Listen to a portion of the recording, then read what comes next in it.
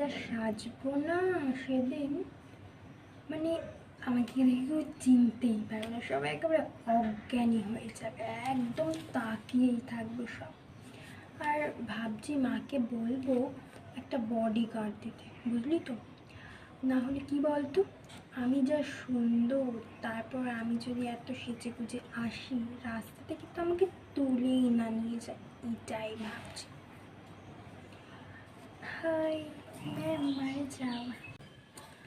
আমি আমি তো ভাবছি মায়ের বেনারসিটা পরে আসবো। কী বলতো, সারাটা জীবন তো স্কুলে একদম ভিখারির মতো এসেছি, এক ভিখারি নয় পাগলি, ঠিকঠাক চুল আঁচড়াই না, কিছু না। এইবার যখন সুযোগ পেয়েছি, তাও আবার লাস্ট একদম স্কুলে সাজার,